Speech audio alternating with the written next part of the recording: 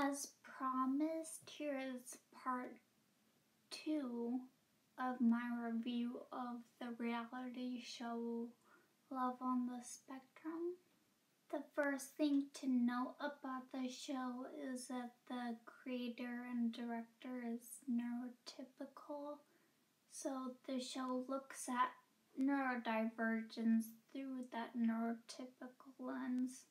And the show itself seems to be aimed more toward neurotypical people than at neurodivergence, which seems kind of contradictory since it is about neurodivergent.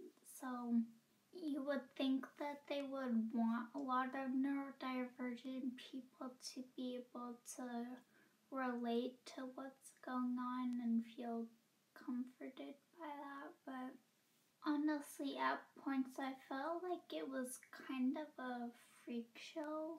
The way the show was edited just kind of felt like it was trying to highlight the awkwardness between the neurodivergent people and the people that they were trying to date.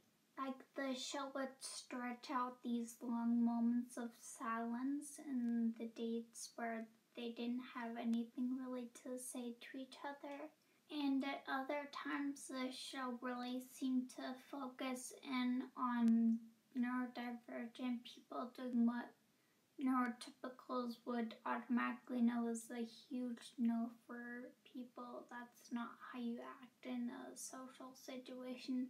And I kind of feel like at points it was sending the message to neurotypical people that if you think your dating life is bad, then look at these people and how awkward they are. And with the autistic life coaches in both the Australian and US version, it just kind of felt like it was a bit awkward to see because it felt like they were kind of parenting little kids in a way, just in their tone of voice while they were speaking to them and them having to draw little stick figure pictures on a whiteboard. Just felt kind of like it was a kindergarten class in some way.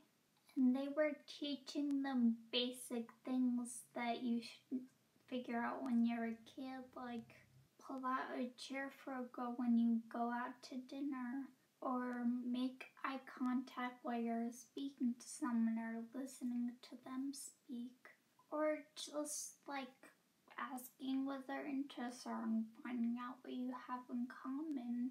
You know, just basic things that people can probably figure out for themselves by the time they're 10 years old.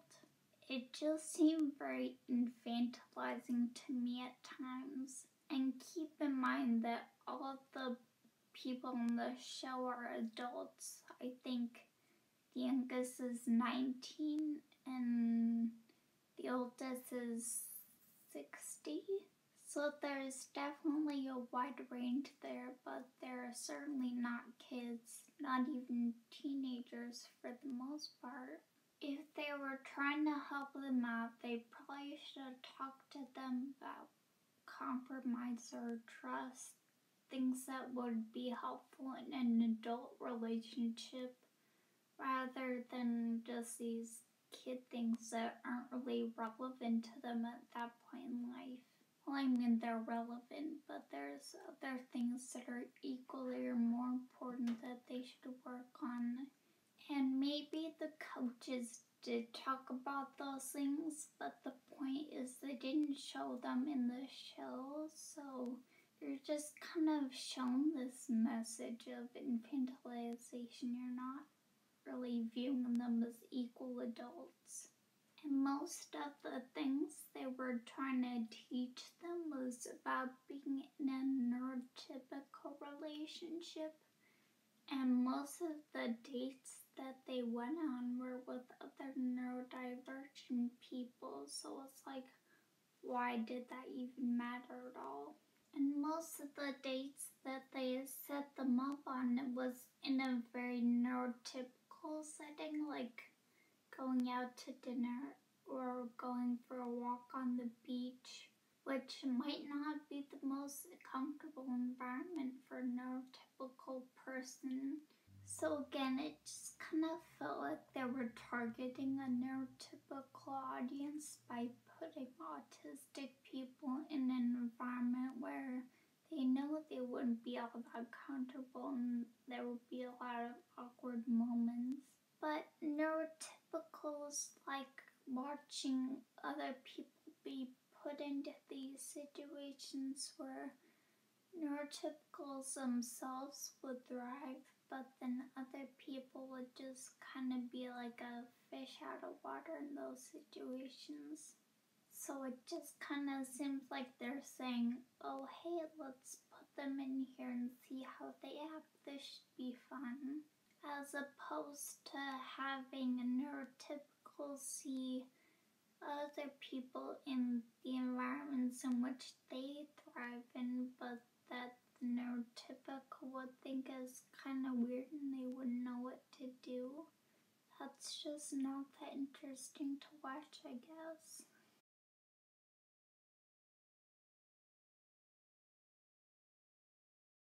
This review probably made it sound like I don't like the show, but when the next season comes out, I'm probably gonna binge watch it on the first day it's released. So I guess it's fair to say that I would rather there be inaccurate representation of neurodivergence in media than for there to be no representation at all. But I still would like for there to be better representation of neurodivergence in media, because movies and television and all that stuff is our first kind of exposure to things that we may not have first-hand experience with. I didn't learn that I was neurodivergent until, I don't know, 24 or 25. But that's a story for another video, because this has gone on long enough. If you're a neurotypical, then I hope this review kind of explains some things that are a bit problematic with the way we see neurodivergent people. And if you are neurodivergent, then let me know if you agree with these things, or if you thought there were some other things in the show I didn't talk about. Anyway, that's it for this video, and I'll see you in the next one.